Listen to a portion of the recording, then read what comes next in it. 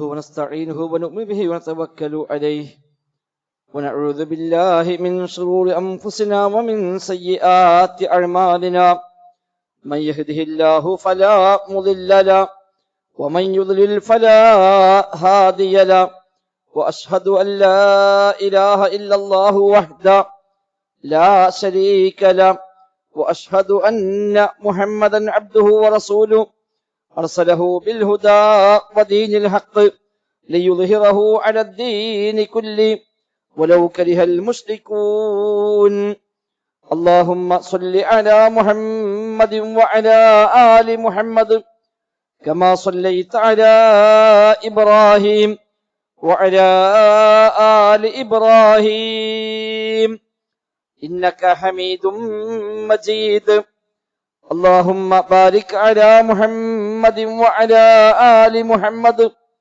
كما باركت على إبراهيم وعلى آل إبراهيم إنك حميد مجيد أما بعد فإن خير الكلام كلام الله وخير السنن سنن محمد صلى الله عليه وسلم وشر الأمور محدثاتها وكل محدثة بدعة وكل بدعة ضلالة وكل ضلالة في النار أعوذ بالله من الشيطان الرجيم بسم الله الرحمن الرحيم يا أيها الذين آمنوا اتقوا الله حق تقاته ولا تموتن إلا وأنتم مسلمون بسم الله الرحمن الرحيم ولكل أمة جعلنا منسكا ليذكروا اسم الله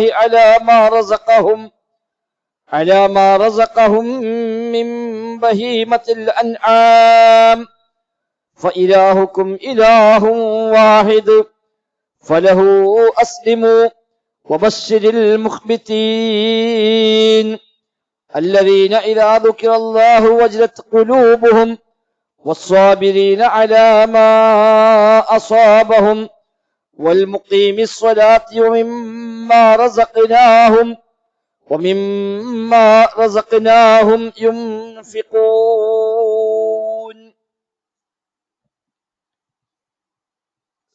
വിശ്വാസിനികളെ റഹ്മാനായ റബ്ബ് സുബ്ഹാനഹു വ തആലയുടെ നിയമ നിർദ്ദേശങ്ങൾ കഴിവിന്റെ പരമാവധി ജീവിതത്തിൽ പാലിക്കുവാൻ പരിശ്രമിച്ചുകൊണ്ട് മുത്തഖീങ്ങളായി ജീവിക്കണേ എന്ന് പ്രത്യേകമായി ഓർമ്മപ്പെടുത്തുകയാണ്. അല്ലാഹു സുബ്ഹാനഹു വ തആല നമുക്കെല്ലാം തൗഫീഖ് പ്രദാനം ചെയ്യുമാറാവട്ടെ.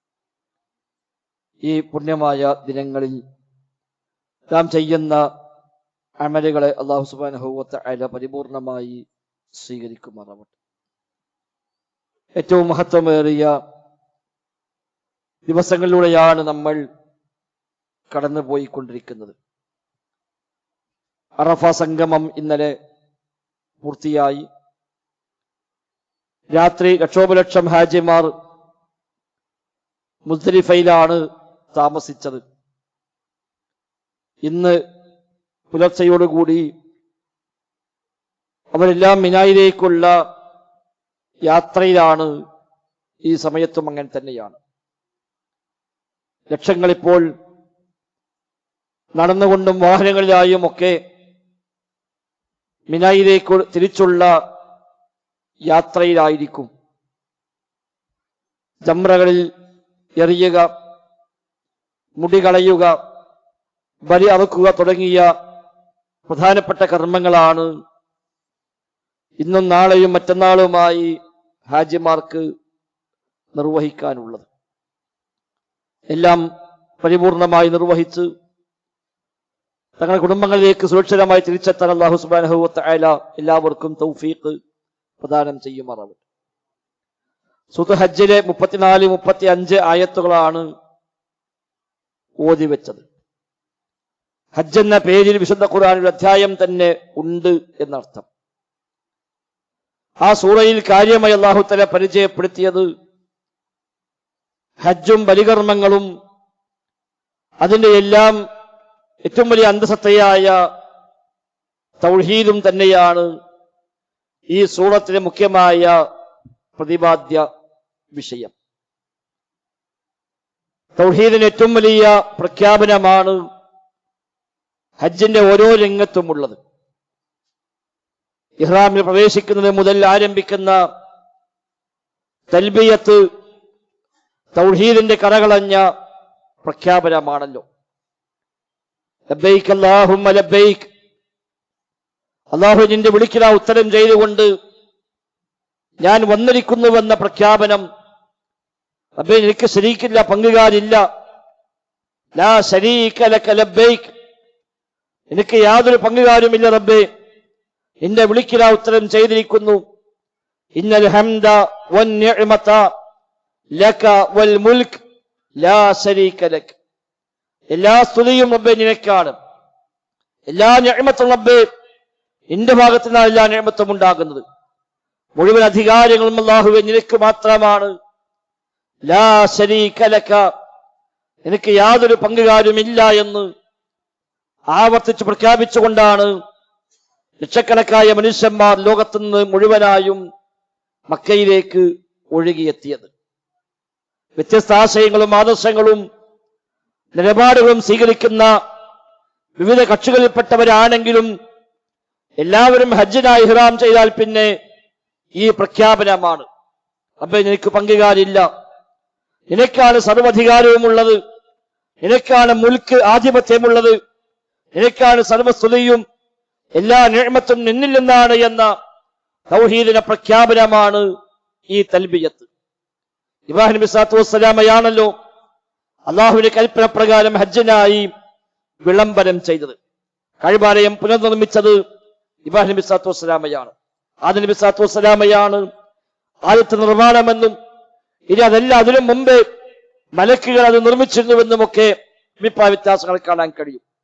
നൂഹ് നബി സ്വല്ലല്ലാഹു അലൈഹി വസല്ലമയുടെ കാലഘട്ടത്തിലെ വെള്ളപ്പൊക്കത്തിലാണ് ഒന്നാകെ വെള്ളം മൂടിയ സമയത്ത് ആ കഅബ ഉയർത്തപ്പെടുകയും ഒരു സ്ഥാനം പിന്നീട് അറിയപ്പെടാതെ പോവുകയും ചെയ്തുവെന്നാണ്.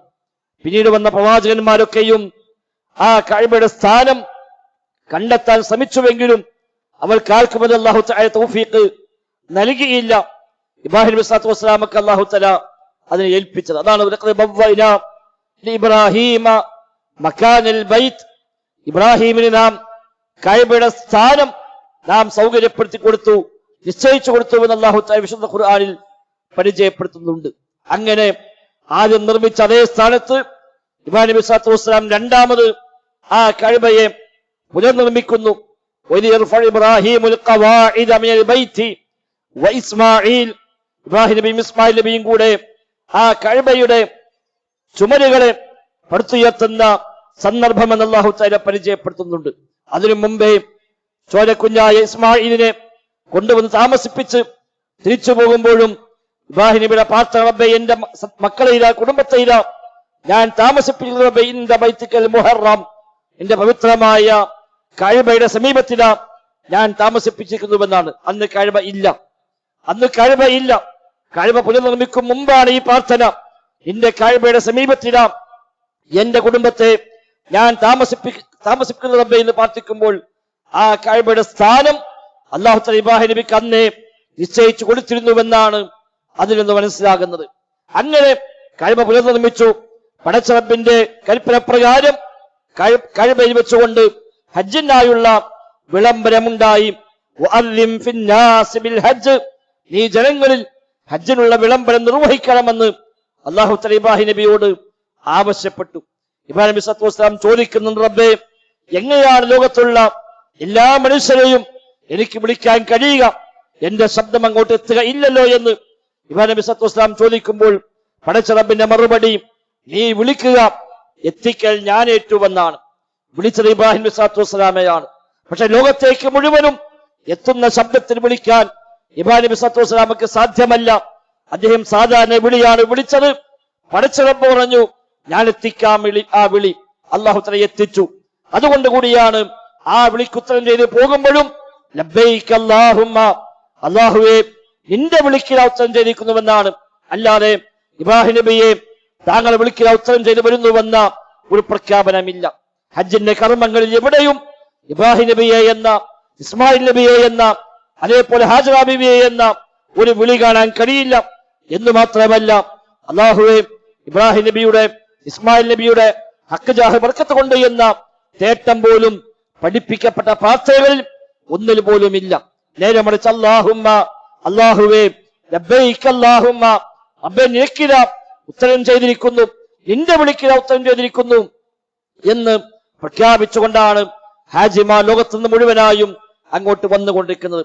സഫാ മർവക്കടയിലെ സഅയ്, അതേപോലെ തവാഫ്, അതെല്ലാം ഇബ്രാഹിം നബിയെ, ഇസ്മായിൽ നബിയെ, ഹാജറ ബീവിയെ അനുസ്മരിച്ചുകൊണ്ടും മുഹമ്മദ് നബിയുടെ സുന്നത്തിനെ പിൻപറ്റിക്കൊണ്ടുമാണല്ലോ നിർവഹിക്കുന്നത്.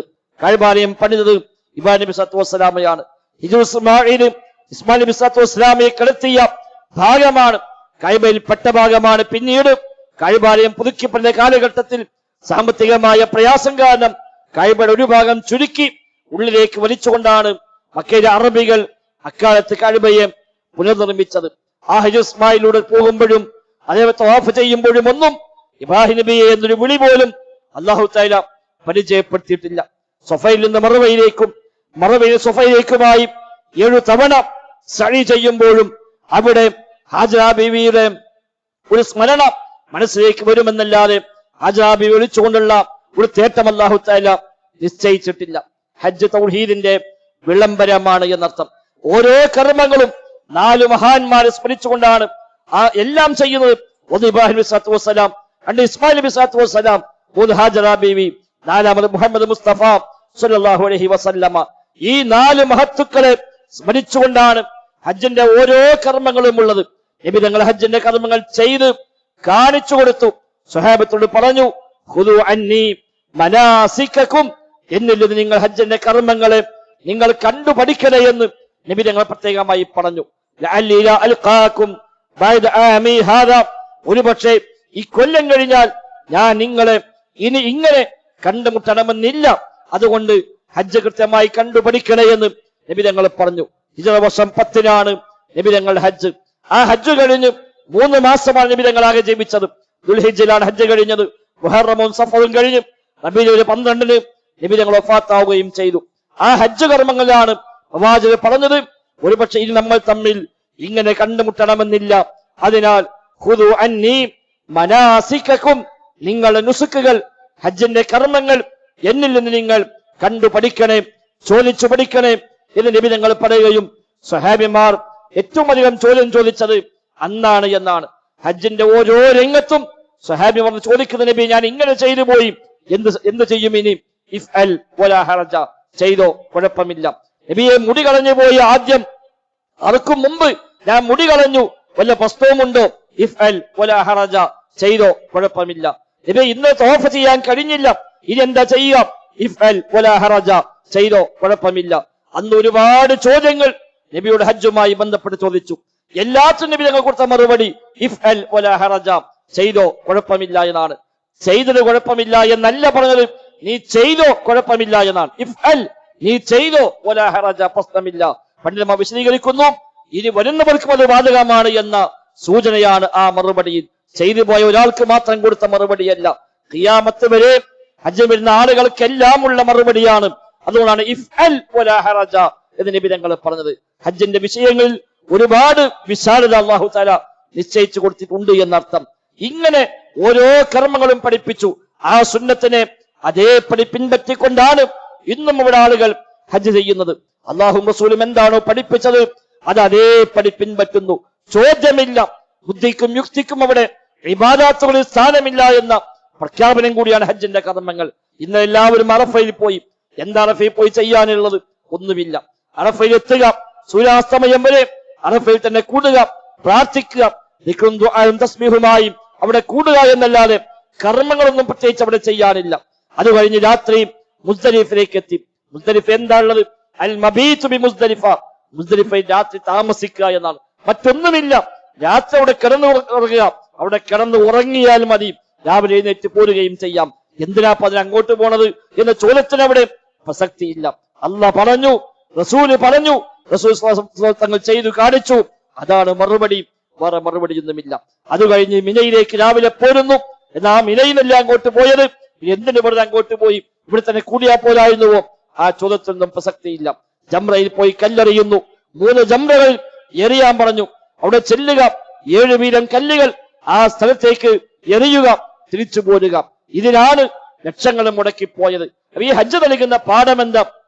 അല്ലാഹു തആല ഒരു കാര്യം പറഞ്ഞാൽ, നബിതങ്ങൾ ഒരു കാര്യം പറഞ്ഞാൽ സമിഅന വഅതഅന, കേട്ടു, അനുസരിച്ചു. പിന്നെ ചോദ്യമില്ല, എന്താ നബി അവിടെ പോയി കല്ലെറിഞ്ഞിട്ട് എന്ന് ഒരു സ്വഹാബിയും ചോദിച്ചിട്ടില്ല. എന്താ നബി രാത്രി അവിടെ പോയി കിടന്നുറങ്ങുന്നത്, ഇവിടെ കിടന്നാ പോലെ എന്ന് ചോദിച്ചിട്ടില്ല. നബിതങ്ങൾ പറഞ്ഞു, അവർ അനുസരിച്ചു. അല്ലാഹ് പറഞ്ഞു, സുമ്മാഫീദു മിൻ ഹൈസു അഫാലൻ നാസ്, ജനങ്ങളെല്ലാം ഒഴുകുന്നിടത്തേക്ക് നിങ്ങളും ഒഴുകുക എന്നാണ്. ഒരു ഒഴുക്കാണ് അറഫയിലേക്കുള്ളത്, ഒരു ഒഴുക്കാണ് അറഫയിൽ നിന്ന് തിരിച്ചുള്ളത്, ഒരു ഒഴുക്കാണ് ജംറയിലേക്കുള്ളത്. അവിടെ വഴി തെറ്റുന്ന പ്രശ്നമില്ല, റൂട്ട് അറിയേണ്ട കാര്യമില്ല, എങ്ങോട്ടാ പോകേണ്ടത്. പടച്ച റബ്ബിന്റെ മറുപടി മിൻ ഹൈസു അഫാലൻ നാസ്, ജനങ്ങൾ ഒഴുകുന്നിടത്തേക്ക് നിങ്ങൾ ഒഴുകുക എന്നാണ്. അങ്ങോട്ടേ പോകാൻ കഴിയൂ, തിരിച്ച് ഇങ്ങോട്ട് നടക്കാൻ കഴിയില്ല. റൂട്ട് മാറിപ്പോകുന്ന പ്രശ്നമില്ല. ജനലക്ഷങ്ങളൊന്നാകെ ഒഴുകയാണ്. പിന്നെ എങ്ങോട്ടാണ് വഴി മാറിപ്പോവുക? ആ ഒഴുക്കിൽ എങ്ങനെ പോയി തന്റെ കർമ്മം ചെയ്ത് അതേപോലെ മറ്റൊരു ഒഴുക്കിൽ തിരിച്ചു പോരുകയും ചെയ്യാം. അള്ളാഹും റസൂലും ഒരു കാര്യം പഠിപ്പിച്ചാൽ പിന്നെ ചോദ്യമില്ലാതെ അംഗീകരിക്കുക. ഇബ്രാഹിം നബിയുടെ സുന്നത്തതാണല്ലോ. സ്വന്തം മകനെ അറുക്കണമെന്ന് സ്വപ്നം കാണിച്ചതാണ്, മറ്റൊന്നും ആലോചിച്ചില്ല. മോനെ വിളിച്ചു പറഞ്ഞു, മോനെ ഇന്നി അറാ ഫിൽ മനാമി അന്നി അൽബഹുക, മോനെ ഞാൻ സ്വപ്നം കണ്ടിരിക്കുന്നു നിന്നെ അറുക്കണമെന്ന്. ഫൻദുർ മാദാ തറാ, എന്താ മോനെ എന്റെ അഭിപ്രായം, നീ ഒന്ന് പറയൂ എന്ന് പറയുമ്പോൾ മകന്റെ മറുപടി യാ അബതി ഫഅൽ മാ തുഅ്മർ, വാപ്പ എന്താണോ കൽപ്പന അത് ചെയ്തു കൊള്ളുക.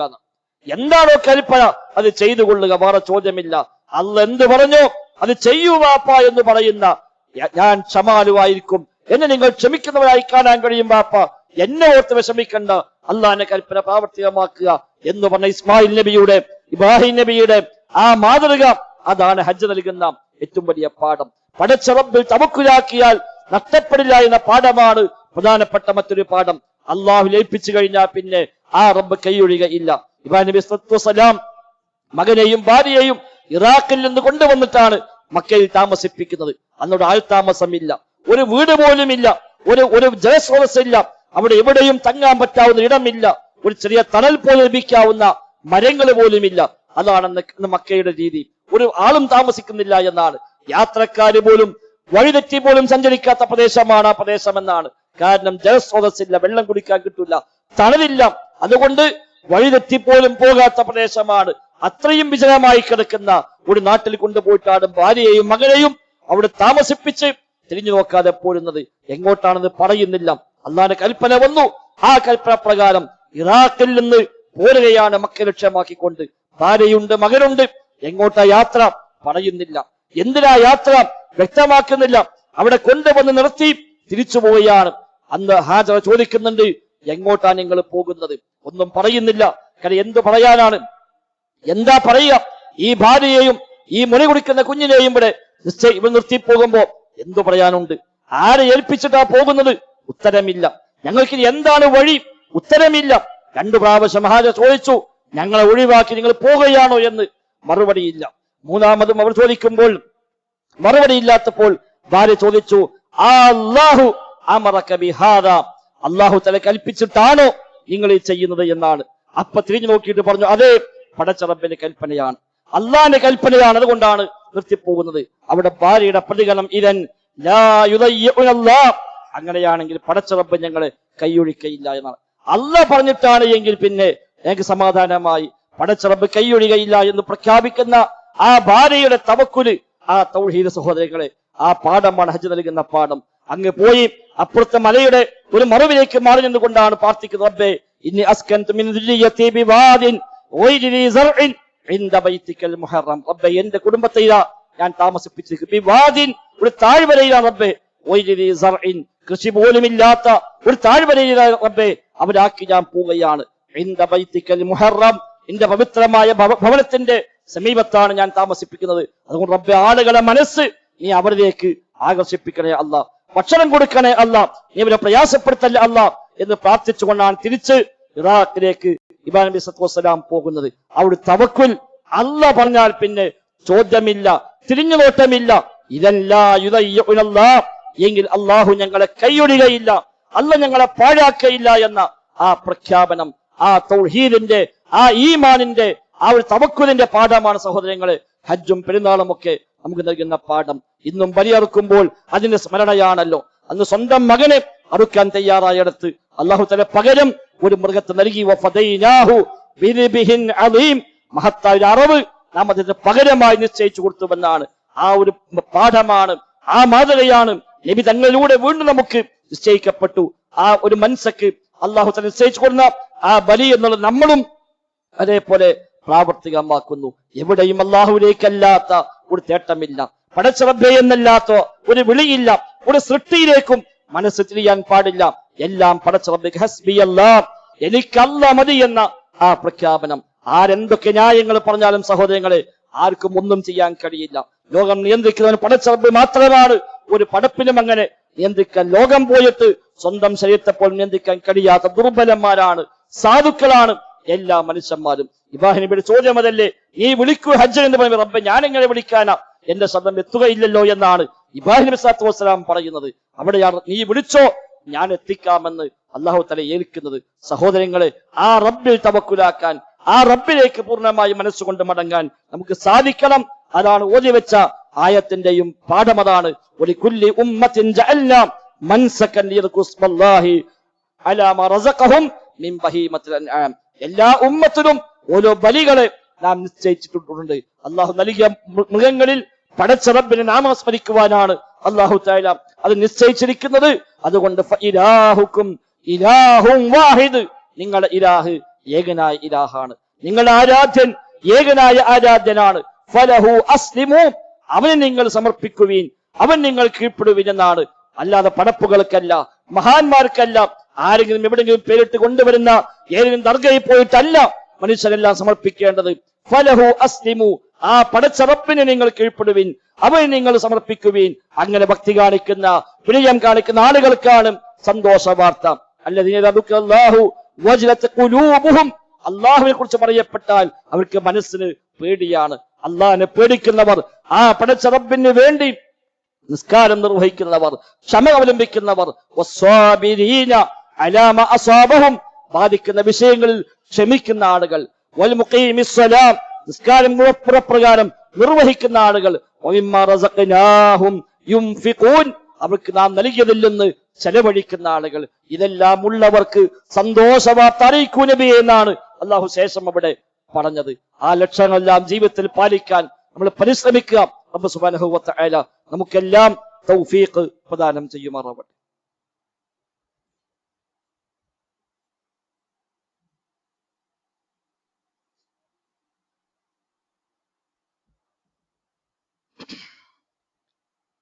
അൽഹംദുലില്ലാഹ് നഹ്മദുഹു വനസ്തഈനുഹു വനുഅ്മിനു ബിഹി വനതവക്കലു അലൈഹി.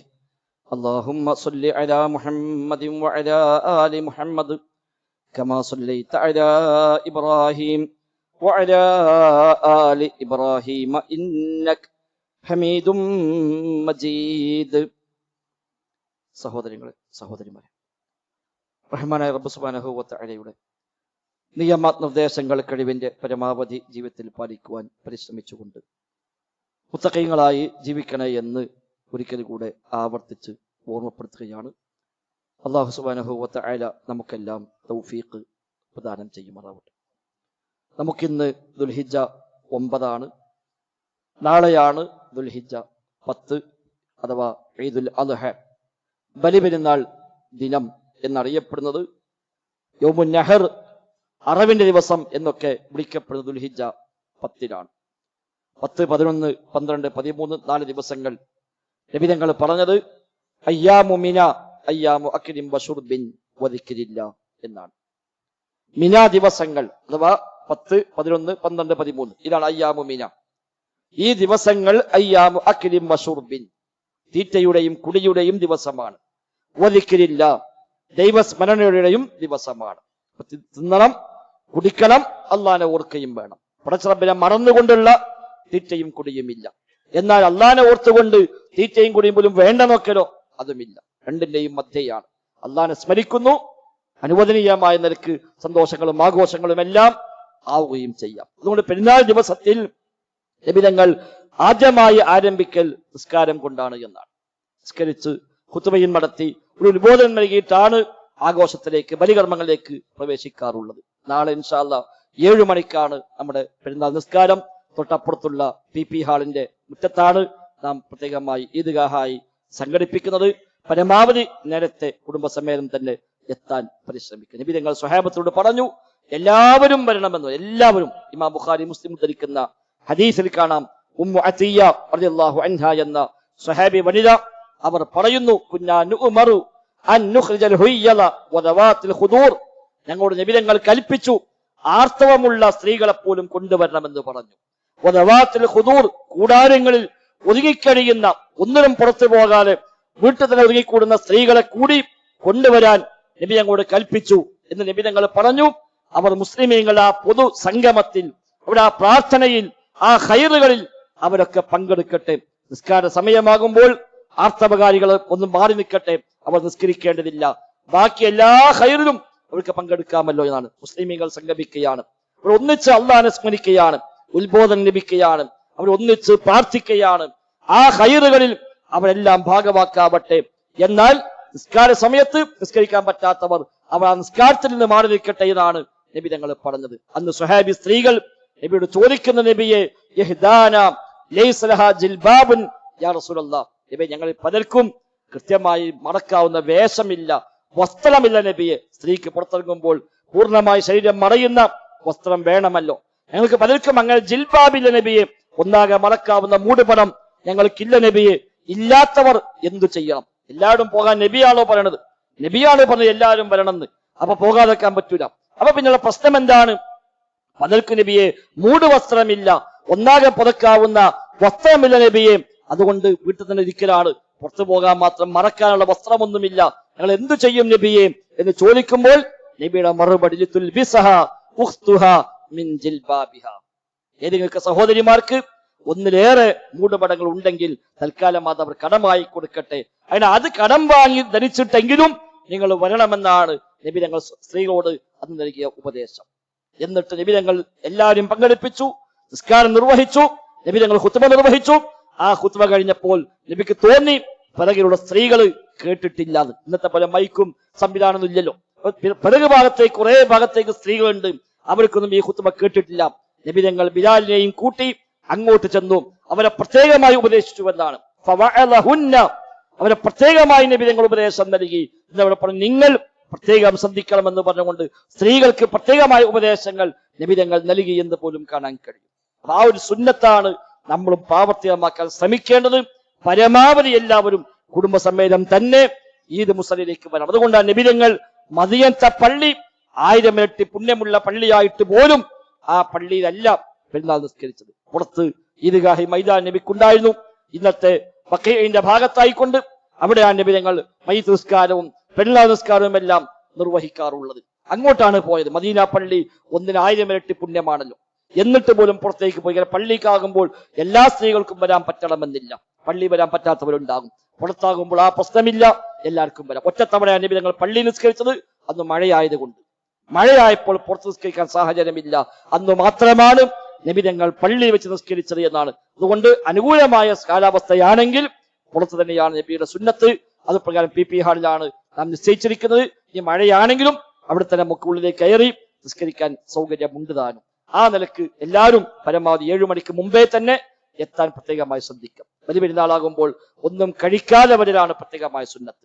ഒന്നും കഴിക്കാതെ വരിക, എന്നിട്ട് നിസ്കാരം കഴിഞ്ഞ് ഖുതുബയും കഴിഞ്ഞ് നബിയുടെ മാതൃക അവിടെ തന്നെ തന്റെ ഉലഹിയത്ത് മൃഗത്തെ അവിടെ ചറുക്കും. അതാണ് നബി ഞങ്ങൾ ആദ്യമായി ഭക്ഷിക്കാറുള്ളത്. അതായത് നബിയുടെ രീതി. നബി ആദ്യമായി കഴിക്കുക ബലിമാംസത്തിൽ നിന്നാണ്. അവിടുത്തെ നിസ്കാരം കഴിഞ്ഞ് അവിടെ വെച്ച് തന്നെ നബി അറുക്കുന്നു. എന്നിട്ട് അത് ചൂടത്ത് വെച്ച് ചൂടാക്കി ചുട്ടെടുത്ത് അത് ഭക്ഷിക്കും. ഇന്നത്തെ പോലുള്ള ഈ കുക്കിങ്ങും ഈ വക എറുകാറൊന്നും അക്കാലത്തില്ല. അത് വളരെ സിമ്പിളാണ് അവർക്ക്. അതുകൊണ്ട് നബിതങ്ങൾ ആദ്യമായി കഴിക്കുക ആ ബലി മൃഗത്തിൽ നിന്നാണ്.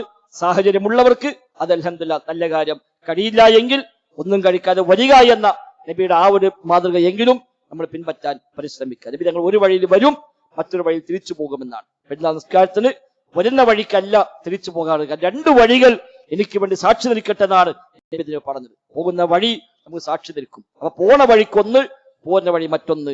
അതോടൊപ്പം ഈ വിധൂടെ വരുമ്പോൾ ആ ഭാഗത്തുള്ളവരെ കാണാം, സലാം പറയാം. തിരിച്ചു പോകുമ്പോൾ ആ ഭാഗത്തുള്ളവരെയും കാണാം, അവരോടും സലാം പറയാം. എല്ലാവരും കുശലാന്വേഷണം നടത്താം എന്നൊക്കെ ലക്ഷ്യങ്ങൾ അതിലുണ്ട് എന്ന് വ്യാഖ്യാനങ്ങളിൽ കാണാൻ സാധിക്കുന്നു. അള്ളാഹു ആലം. ഏതായിരുന്നാലും പരമാവധി നബി തങ്ങളുടെ ചര്യയെ ജീവിതത്തിന് മാതൃകയായി സ്വീകരിച്ചുകൊണ്ട് നമുക്ക് എല്ലാത്തിനെയും ആ നിലക്ക് ഉപയോഗപ്പെടുത്താം. പെരുന്നാൾ പ്രത്യേകിച്ചും അങ്ങനെ തന്നെയാണ്. അതുകൊണ്ട് സുന്നത്തുകളെ പരമാവധി ജീവിപ്പിക്കാൻ നമ്മൾ പരിശ്രമിക്കുക. സുന്നത്തുകൾ ചവിട്ടിമെതിക്കപ്പെടുന്ന, പരിഹസിക്കപ്പെടുന്ന ഈ കാലഘട്ടങ്ങളിൽ പ്രത്യേകിച്ചും നബി തങ്ങളുടെ സുന്നത്തുകൾ ജീവിപ്പിക്കുന്നതിൽ വലിയ മഹത്വമുണ്ട്, പ്രാധാന്യമുണ്ട് എന്ന് നമ്മൾ തിരിച്ചറിയുക. പെരുന്നാൾ ദിനത്തിൽ നബി തങ്ങൾ സ്വതക്ക ചെയ്യാൻ പ്രത്യേകമായി പ്രോത്സാഹിപ്പിച്ചത് കാണാൻ കഴിയും. ഈദ്ഗാഹിലാണെങ്കിലും അല്ലാത്തടത്താണെങ്കിലും പുറത്താണെങ്കിലും പെരുന്നാൾ ദിവസം സ്വതക്കക്ക് പ്രത്യേകമായി മഹത്വമുള്ള ദിവസമാണ്. ആ നിലയ്ക്ക് എന്തെങ്കിലും സ്വതക്ക ചെയ്യാൻ കൂടി നാം പ്രത്യേകം നാളത്തെ ദിവസത്തേക്ക് വല്ലതുമൊക്കെ മാറ്റിവെക്കുക. ഈദ്ഗാഹിൽ സ്വതക്ക ചെയ്യാൻ അവസരം ഉണ്ടാകും. അതല്ലെങ്കിൽ നമ്മുടെ കുടുംബങ്ങളിൽ, അയൽപക്കങ്ങളിൽ, നമ്മുടെ പരിസരങ്ങളിൽ ഒക്കെയായി നമ്മുടെ സഹായം ആവശ്യമുള്ള ആളുകൾ, ഈ പെരുന്നാളിൽ പോലും സാമ്പത്തിക പ്രയാസമുള്ള പട്ടിണി കിടക്കുന്ന മനുഷ്യന്മാരൊക്കെ ഉണ്ടെങ്കിൽ അവരൊക്കെ ഒന്ന് ശ്രദ്ധിക്കാൻ നമുക്ക് പ്രത്യേകമായ ഒരു ശ്രദ്ധ വേണം എന്ന് കൂടി സൂചിപ്പിക്കുകയാണ്. കുടുംബ ബന്ധങ്ങൾ ഊട്ടിയുറപ്പിക്കപ്പെടണം, എല്ലാ നന്മയും വർദ്ധിക്കണം. അങ്ങനെ പടച്ച റബ്ബിലേക്ക് ആത്മാർത്ഥമായി മനസ്സ് തിരിച്ച് തൗഹീദുള്ള, തഖ്വയുള്ള, ഈമാനുള്ള മുഅ്മിനീങ്ങളായി, മുത്തഖീകളായി ജീവിച്ചു മരിക്കുവാൻ നമ്മളൊക്കെ പരിശ്രമിക്കുക. അല്ലാഹു സുബ്ഹാനഹു വ തആല തൗഫീഖ് പ്രദാനം ചെയ്യുമാറാവട്ടെ. ഇന്ന് നമ്മുടെ പള്ളിക്ക് വേണ്ടിയുള്ള ഒരു സ്വതക്ക നാം സ്വീകരിക്കുന്ന ദിവസമാണ്. എല്ലാ മാസവും ഒരു വെള്ളിയാഴ്ച നമ്മുടെ പള്ളിക്ക് വേണ്ടി പിരിക്കാറുണ്ട്. പള്ളിയുടെ ദൈനംദിന കാര്യങ്ങൾ, ഇത് നടത്തിപ്പുകളൊക്കെ ഇത്തരം സ്വതക്കയിൽ നിന്നാണ് നമ്മൾ നിർവഹിക്കുന്നത്. ഇന്ന് ഏതായാലും നമ്മുടെ നോമ്പുകാരാണ്, വെള്ളിയാഴ്ചയാണ്, മഹത്വമേറിയ ദിവസമാണ്. ആ നിലക്ക് ഒരു മനസ്സറിഞ്ഞ ആത്മാർത്ഥമായി ഇന്ന് ഈ സംരംഭത്തെ സഹായിക്കണം എന്ന് കൂടി സൂചിപ്പിക്കുന്നു. റബ്ബ് സുബ്ഹാനഹു വ തആല എല്ലാ ഖൈറിലും മുന്നേറുന്ന ഭാഗ്യവാന്മാരിൽ നമ്മെ എല്ലാം ഉൾപ്പെടുത്തി അനുഗ്രഹിക്കുമാറാവട്ടെ. അല്ലാഹുമ്മ ഗ്ഫിർ ലിൽ മുഅ്മിനീന വൽ മുഅ്മിനാത്ത് വൽ മുസ്ലിമീന വൽ മുസ്ലിമാത്ത് അൽ ഹയാഇ മിൻഹും വൽ അംവാത്ത് ഇന്നക മുജീബുദ് ദഅവാതി വഖാദിൽ ഹാജാത്ത്. റബ്ബന സ്രിഫ് അന്നാ അദാബ ജഹന്നം ഇന്ന അദാബഹാ കാന ഗറാമ ഇന്നഹാ സാഅത് മുസ്തഖറൻ വമുഖാമ. റബ്ബന സ്രിഫ് അന്നാ അദാബ ജഹന്നം ഇന്ന അദാബഹാ കാന ഗറാമ إنها ساءت مستقرا ومقاما. ربنا اصرف عنا عذاب جهنم إن عذابها كان غراما إنها ساءت مستقرا ومقاما. اللهم ربنا آتنا في الدنيا حسنة وفي الآخرة حسنة وقنا عذاب النار. ربنا تقبل منا، ربنا تقبل منا، ربنا تقبل منا إنك أنت السميع العليم وتب علينا إنك أنت التواب الرحيم. وصلى الله وسلم على محمد وآله وصحبه أجمعين والحمد لله.